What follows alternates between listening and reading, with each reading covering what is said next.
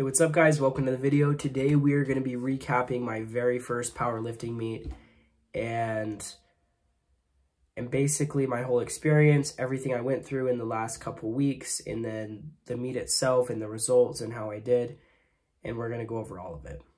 But I'm going to let Noah from the past take it away. Hey, what's up guys? So we are currently about 30 minutes out from the start of the meet. I have the rules meeting in 30 minutes, and then the actual lifting and the meet starts at 10. And I have a big thing of pre-workout here. This is 2 scoops, so I'm gonna kind of space that out. Last night and this morning, I've had kind of a sore throat. Well, I guess not last night, like all of yesterday and this morning, I've had kind of a sore throat and just overall very tired. I think that's from external factors and doesn't have anything to do with the powerlifting training, but I really hope that that doesn't hinder me in any of my lifts or, you know, my performance. But I'm doing an opener of about 230 on squat, and to be honest, I think that squat's going to be my worst lift, and if I can get 255, 260 on it, that would be good, but we will see what happens. And then my opener on bench is going to be about 185. I know I'm going to be able to get that, but I'm hoping for about 195, 200, maybe 205 on bench. And then on deadlift, we have an opener of, I think, like 308 pounds, but I'm hoping to get like 345 on that. And so we'll see what happens. I'll catch you guys at the meet.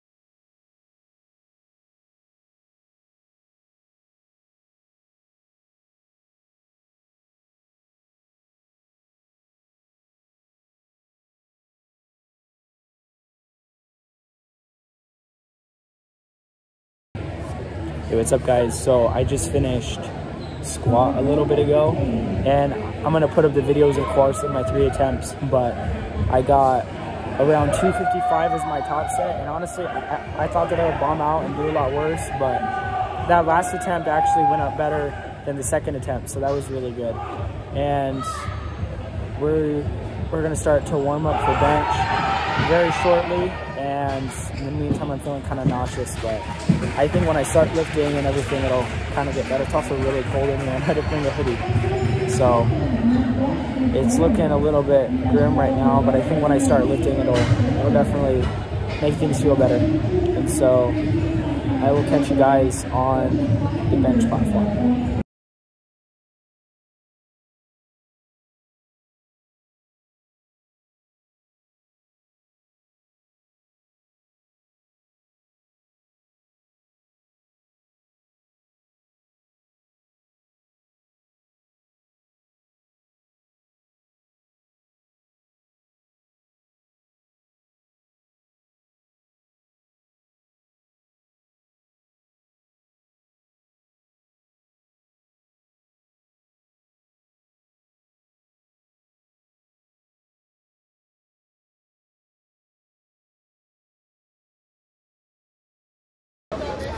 Is that a video? Mm-hmm.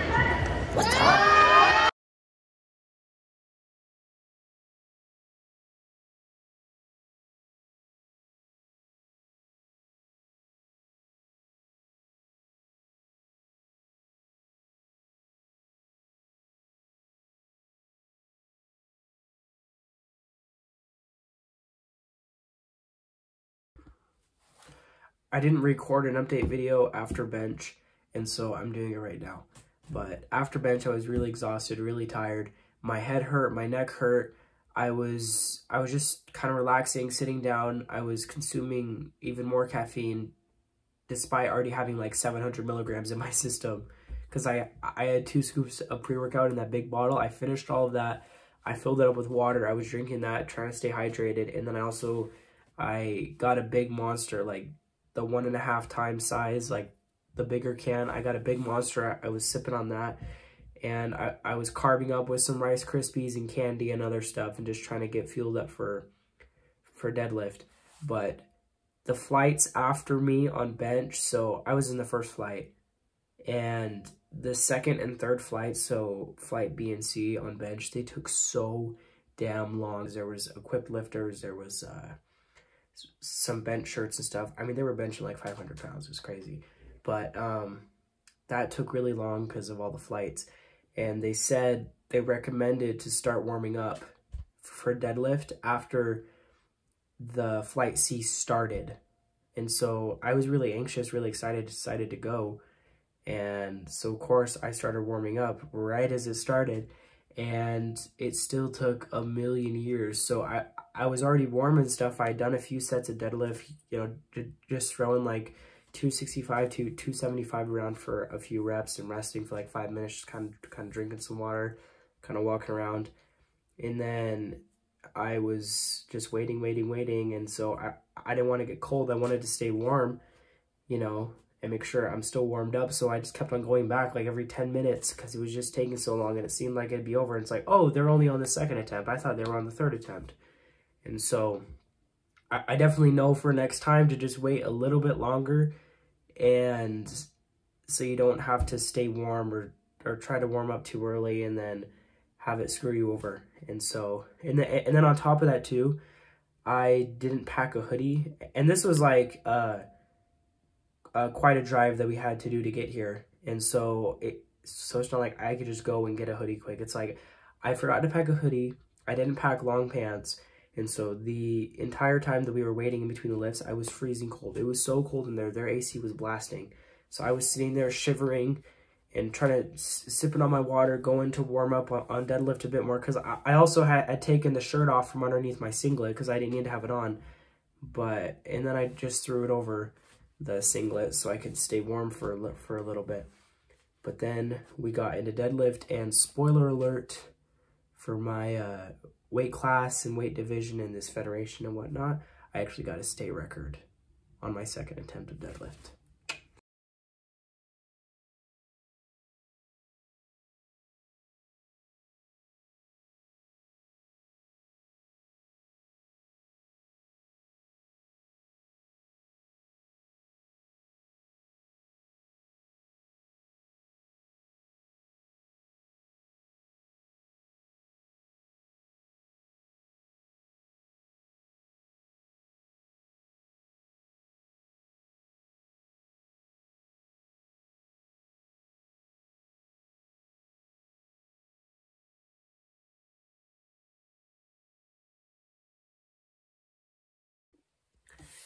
Now that you've seen how all of my lifts went and the meet itself, I'm going to kind of explain everything that led up to this and what exactly I did wrong and what I think I did right and what I think I would change next time.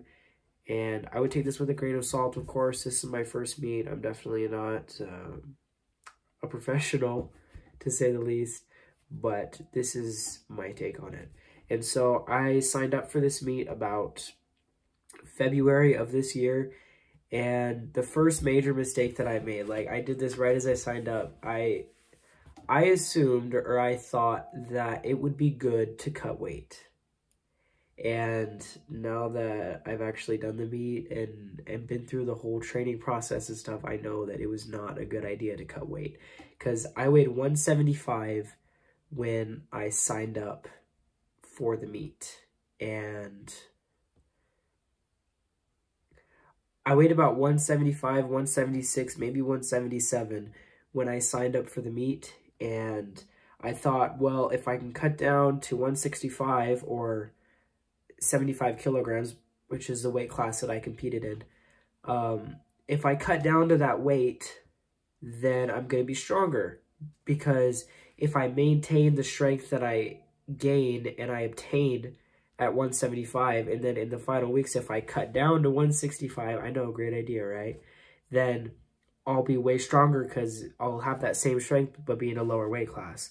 But the problem is that it's impossible to maintain all of that strength and also cut down 10, 11, 12 pounds. And I actually cut down 12 pounds. I weighed in at 162.5 or something. And so I was able to cut and I was able to maintain most of my strength, but I definitely wasn't as strong as I was at the peak of my training. At the peak of my training, I was squatting like 260 consistently. I was benching around 185 consistently, or 195-ish. 185 to 195 consistently, and then I actually got a PR a couple months back of 205, but it definitely wasn't competition standard. My heels were off the ground, which in this federation is not allowed. Even though at the meet, they said it was allowed, but in the rule book and everything, it says it's not allowed. So the entire time during my training, I was training with my feet flat for bench. And before training for this meet, I'd always done bench with my heels raised. So if I could go back, I would definitely still train with my heels raised because that's just what I'm used to. But now I just know for next time. But on deadlift, I was getting, I actually built up to 350, 355 deadlift. And so then after the cut, I actually, I thought I would totally bomb out on squat because the week or two prior to the meet, my squat, I was doing so trash. Like I couldn't even get like 235. I was literally bombing out on 235 like every session. I would go, I'd be able to get like 225, just two measly plates for like 2 reps. And then I would go for 235 and fail it. And it's like, well, maybe I just misgrooved or something. And so I take the weights off, I put it back up, I put the weights back on, and then the same thing happens. I'm like, are you kidding me? And so I thought I was going to bomb out on squat. So I'm really happy with how I did on squat, considering that I was getting 260 at the peak of my training, then after the cut, and at the meet, I got 253. So I'm very happy with that. And then on bench, of course, I definitely, I don't think that I was going to get 205 anyways, even if I didn't cut, because when I did get 205, it was not a competition standard. So I don't think, like, unless I trained really hard, which obviously I would have, I think that I would barely be able to get that, maybe get that. And so I got, as my best attempt, which was the second one because I failed the third one, I got 195-ish, or was it 193? Yeah. 193. I'm very happy with that. I kind of expected that because in the couple weeks prior, during my cut, I was getting like 190 for a pause rep consistently. Like every time I went into bench, I could pretty much get 190 for a really, really solid pause rep. It wasn't just boom, boom, but it was like boom, boom. Like it was just a really solid rep that I could get consistently. And then for deadlift, of course, I hit the peak of about 355 or so. And then I got 345 for about 26 pounds state record. And so I'm very happy with that. I still got like a 26-pound state record because the previous record, for this federation and weight division and class and age group and everything, like for my specific thing that I was competing in, the natural, raw, etc., it was 319, and then I got 345. So that was quite the jump for the state record.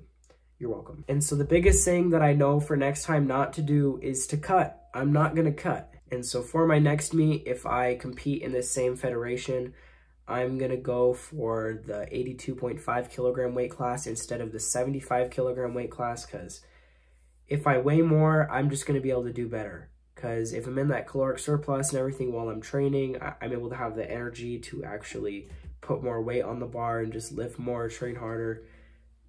I'm really, really hoping next meet to be in the 82.5 kilogram weight class and be benching close to 225, squatting close to 315, and then deadlifting, hopefully 405 or more. And my deadlift is definitely my best lift, and so I'm thinking, you know, if I can do a 225 bench and a 315 squat, that I can do hopefully at least a 405 deadlift. But obviously, I don't know what the future has to hold, but we will see what happens.